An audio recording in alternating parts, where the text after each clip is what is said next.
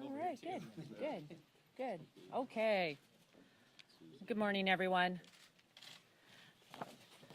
This is Kristen. She's from Eastern Washington, and she's struggled with an opioid addiction for the last 8 years. She was a successful, highly competitive swimmer when she was injured, and she was prescribed some opioids. It has led to a heroin addiction, which has led to her having 4 stints in rehab, losing her kids' custody, and numerous job firings. Her addiction has torn her family apart, and it's not solved. And she's a family that's close to me as well as many in Eastern Washington, and she's my district director's sister. They need help, and they need hope. For families like Kristen's, the People's House is taking more comprehensive steps this week to address this growing opioid crisis all across America. And we are focused on increasing our understanding as to how we prevent addiction, protect our communities, crack down on the foreign shipments of fentanyl from places like Mexico and China. As this issue is hitting home to me in Eastern Washington, it is all across the country.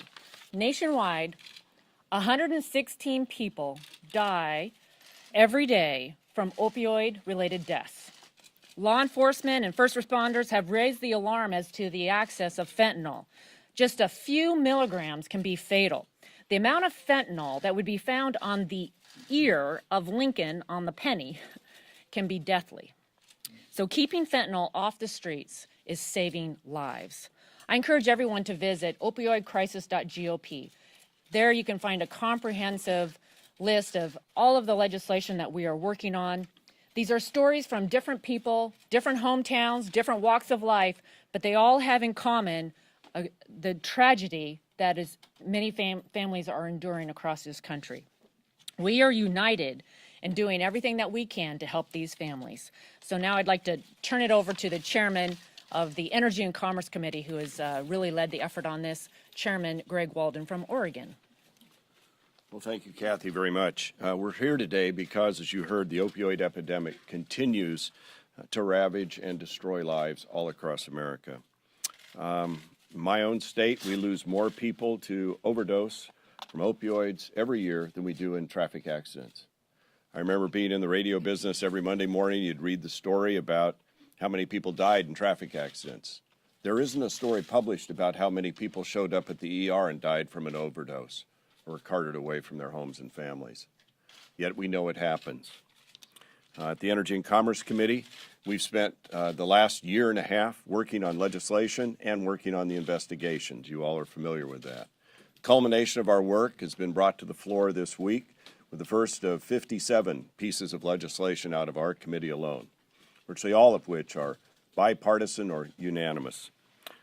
Just this past January, Amanda, whose picture I have here today, was seeking relief from pain surrounding her mental illness.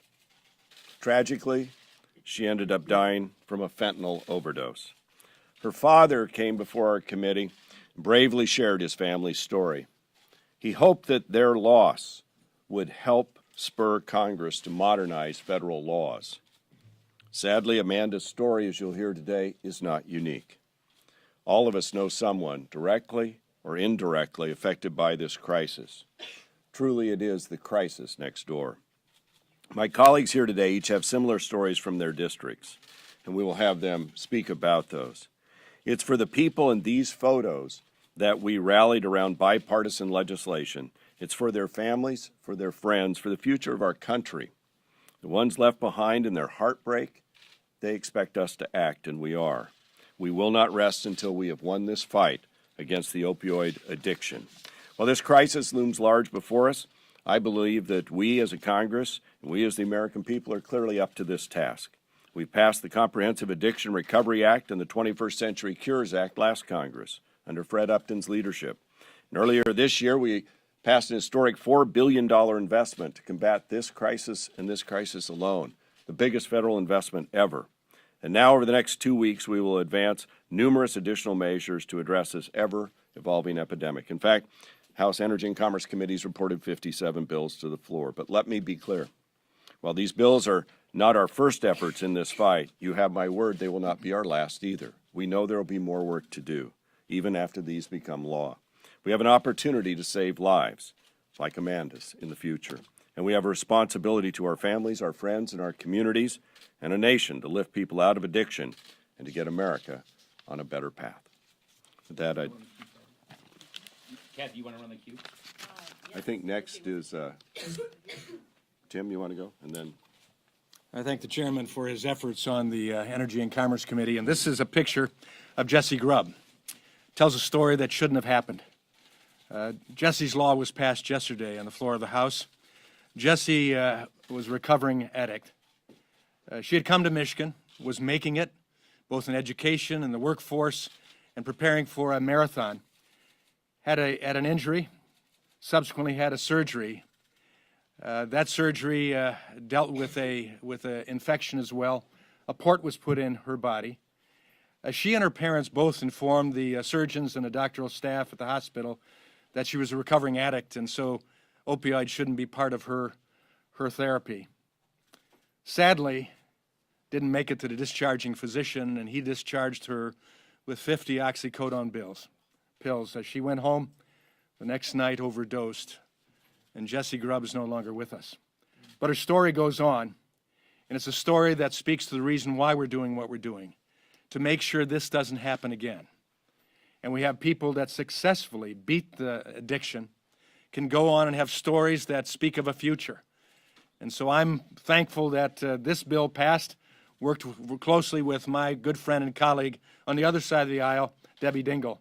And we hope Jesse's law becomes a law of hope and safety and security for other generations. Well, good morning. Andy Barr from Kentucky, and my home state of Kentucky suffers from the third highest opioid mortality rate in the country. So many of these stories are stories of tragedy. This is a story of hope. And this is Roger with his two kids. Roger arrived at Shepherd's House Recovery Program in Lexington, Kentucky on May 1st, 2015 after making parole. When Roger arrived, he was hopeless. All of his belongings fit into a single garbage bag. He was unemployed, unemployable. He had not seen his kids in 2.5 years, and his family had given up on him.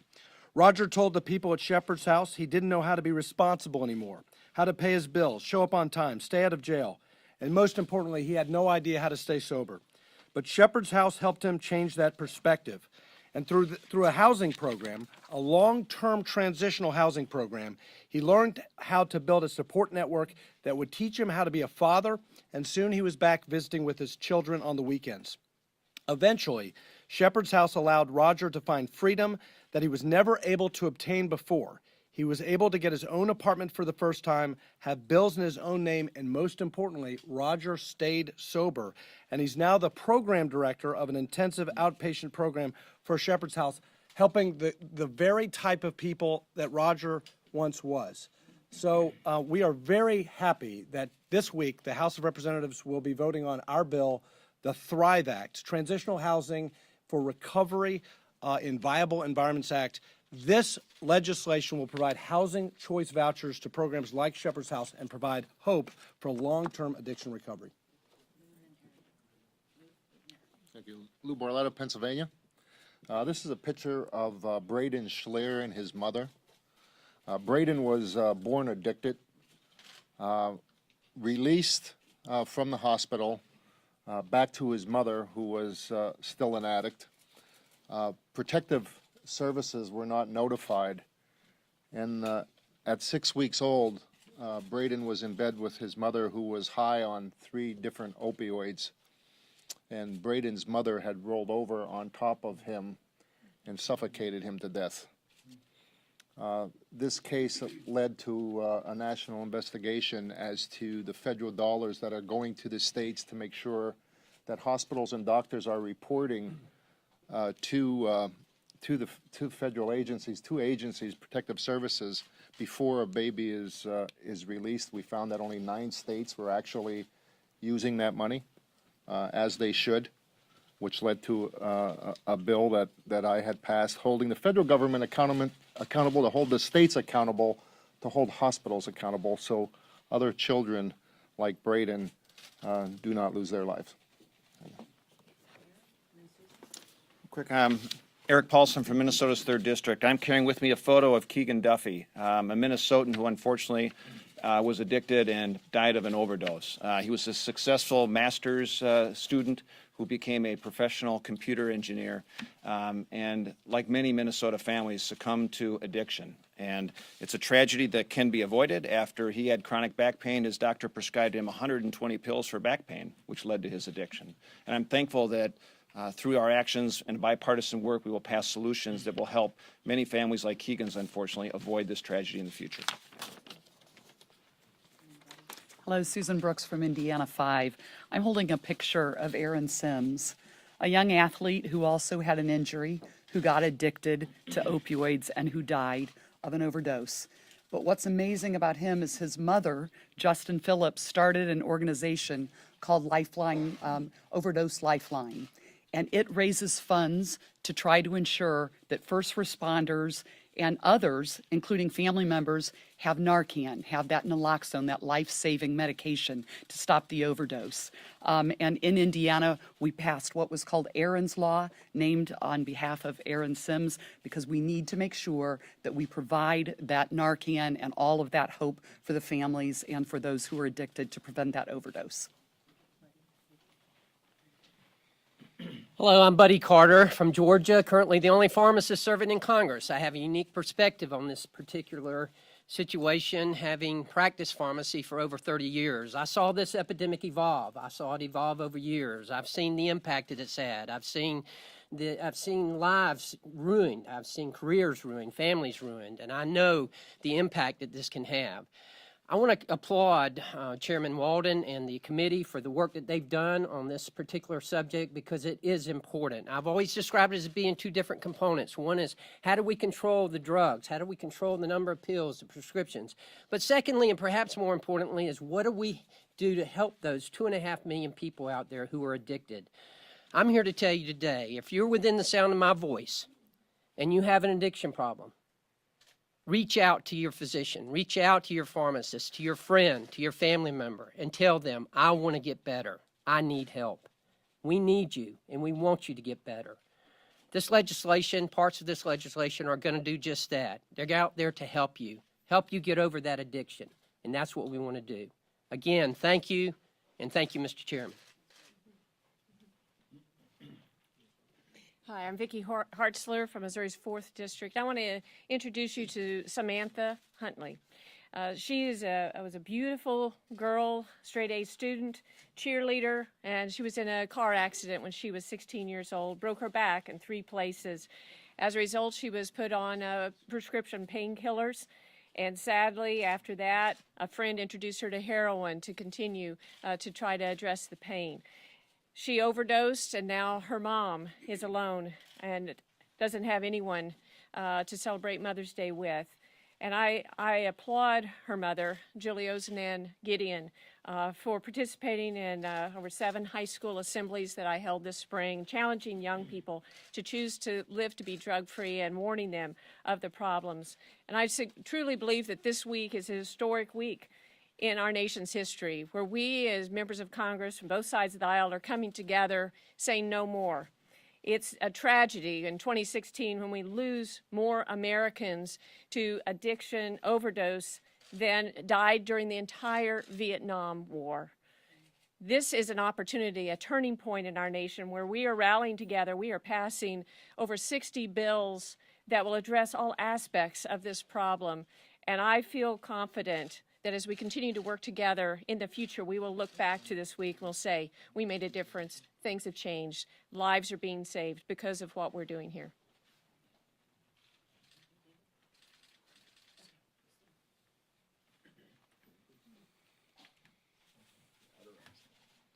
Good morning. I want to thank all of my colleagues who are sharing these stories. Both their stories and others are too often occurring in our country. I want to talk a little bit about Kemper from Slidell, Louisiana. Kemper's mom was addicted to opioids. She had gotten in a car accident, started getting prescribed drugs, and eventually became an addict while she was pregnant for Kemper. When Kemper was born, he was born addicted to drugs. It's a syndrome called NAS. Unfortunately, according to the Centers for Disease Control, about once every 25 minutes, a baby is born addicted to opioids, NAS. That's how serious this epidemic is. Fortunately, Kemper was able to beat the odds, and now he's 3 years old and he's very healthy.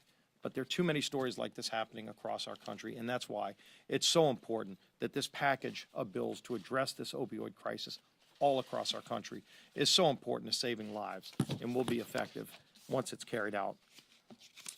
Obviously, there's a few other things going on this week. Speaker, I'm sure we'll get into a lot more detail, but we've been having very productive meetings with a number of our members on solving the immigration problem in this country. We've been working very closely with the Trump administration, and clearly our objectives are to get a bill that first secures the border, to fund the wall that President Trump campaigned so actively on and built such a core around, and then also to address so many of the other problems, the interior border security problems, closing loopholes, addressing chain migration and the visa lottery. Look, when you talk to Homeland Security Secretary Nielsen, she will tell you that right now, if somebody who comes to this country illegally and then commits a felony, after they serve their time for committing a felony, if she wants to send them back to the country that they came here illegally from, she, in many cases, has to pick up the phone and call and ask that country for permission to take them back.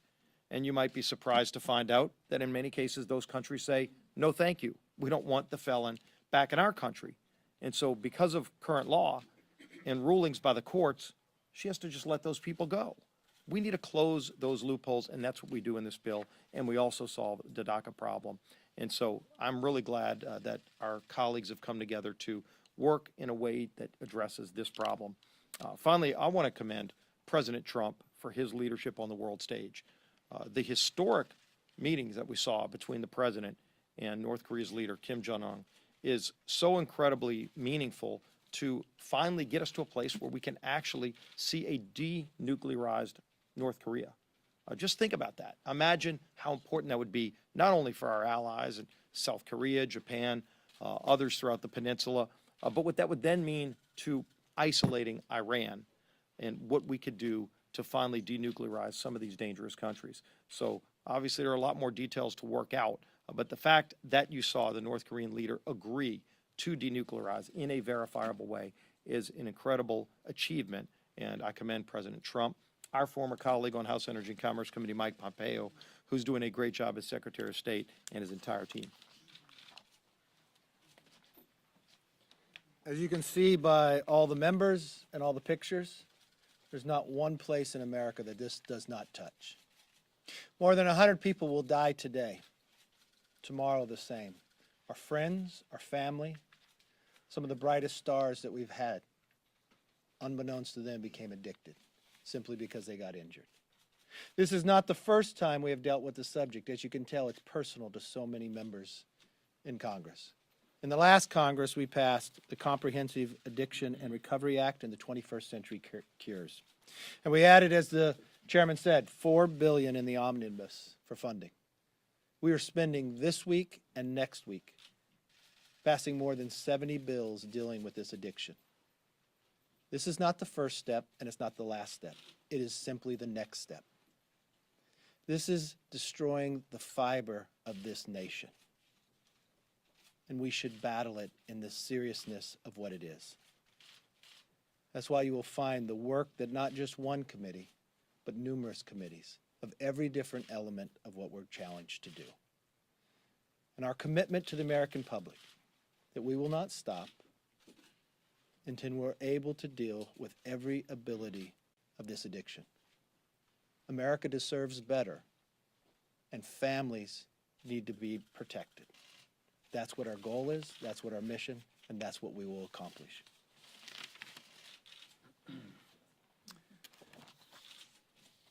You've heard some stories here today. Let me give you a number. 115 lives lost every day in America. Addiction can feel all-consuming. It can seem impossible to live out your true purpose, but it does not lower the inherent value of a human life. Every life has meaning, and no drug can take that away. All of us can offer our compassion to one another so that people struggling feel that they have a place to turn. that is also something we're tackling here today. Look, this is Michelle Jaskolski. It's a really good Wisconsin name. This is Michelle and one of her sons. She's got two sons, former high school athletes. Yet, as the case is so often, they became addicted to prescription painkillers from injuries, and then later, heroin. They are alive. They are clean now. But it was a long road there, and Michelle still worries. As you all know, sobriety it's very fragile. Friends and relatives facing addiction, they don't fully recover. It takes a long time. The one thing that strikes me about how she describes dealing with her son's addiction, it's the pervasive loneliness. She says that she felt like no one else was dealing with her same struggle. She felt disconnected from her friends. She felt disconnected from her parents, from her faith.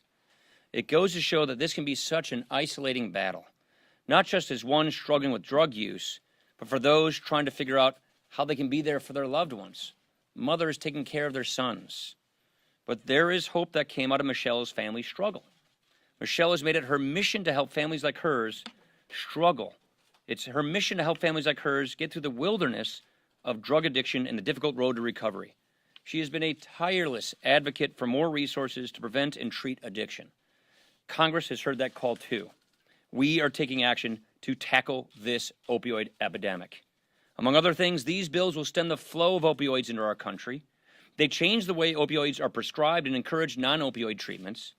And they crack down on deadly synthetic drugs like fentanyl. And then they strengthen resources, prevention, and treatment, including establishing more comprehensive recovery centers. We've learned a whole lot about this problem in a short period of time. In fact, the recovery community, the community that Michelle now helps uphold, is one of the most resilient. This is what she is doing now with her life, making sure that other families don't fall into the trap that hers did. We should applaud that model of support. Our institutions should emulate and encourage this kind of fellowship. And those overcoming addiction and those supporting them, this is where I see America at its strongest. People coming together to help each other through these difficult times, getting rid of the isolation, and then having a multi-pronged approach to tackle this opioid crisis. This is all about restoring hope. It's about lifting up communities, and it's about, hopefully, saving lives. Questions? Chad. This agreement, this tentative agreement to bring these immigration bills to the floor next week, it's unclear, what the bills will actually look like here if they were passed. But wasn't this just an effort to Say it again? Wasn't it an effort, obviously, to forestall the discharge petition so that you wouldn't imperil the farm bill? The farm bill went down because this issue on immigration wasn't resolved in your conference. This is an effort to bring our caucus together, our conference together on immigration. I'm very pleased with our members.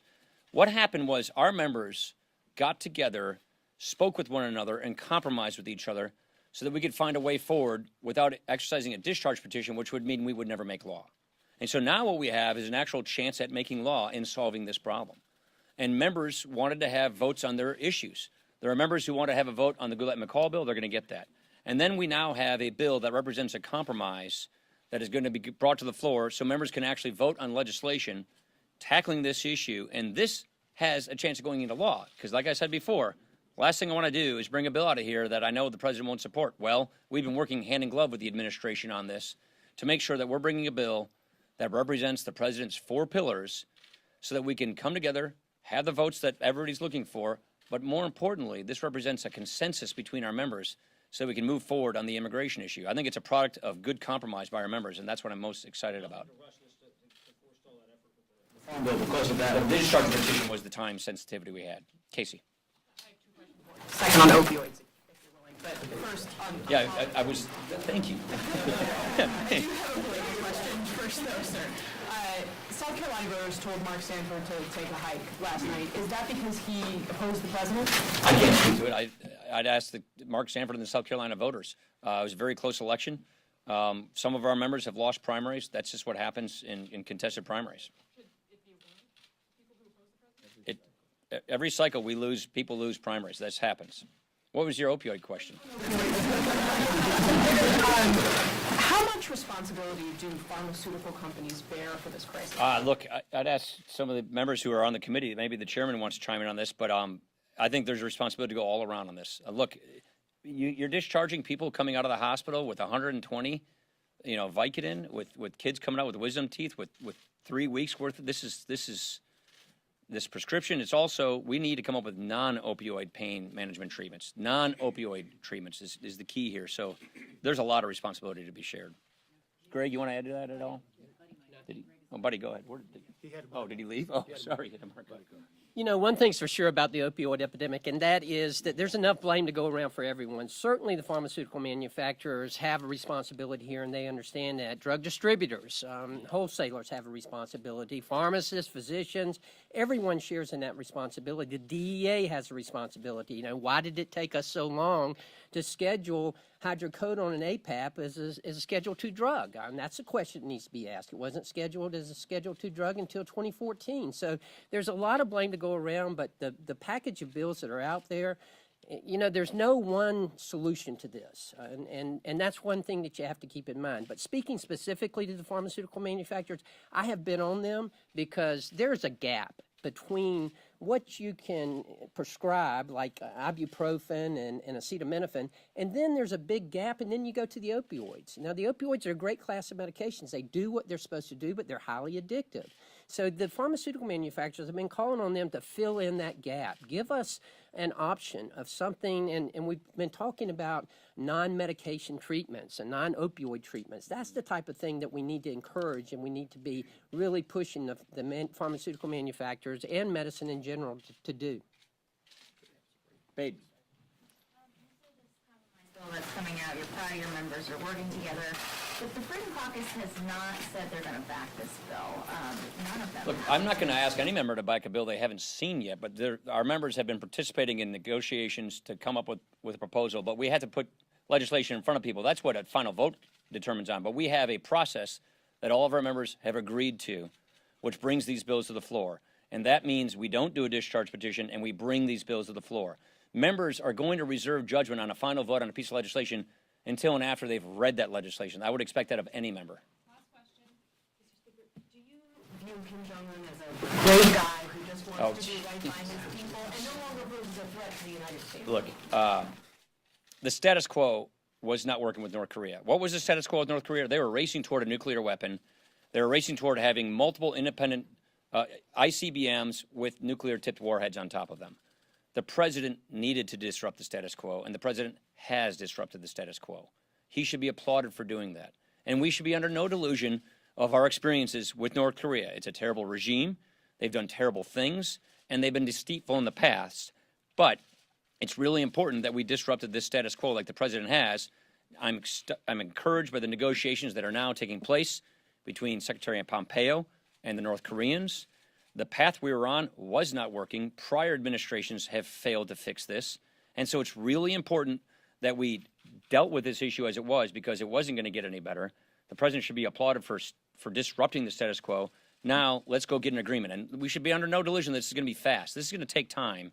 And we have to make sure that we have irreversible, comprehensive denuclearization of North Korea.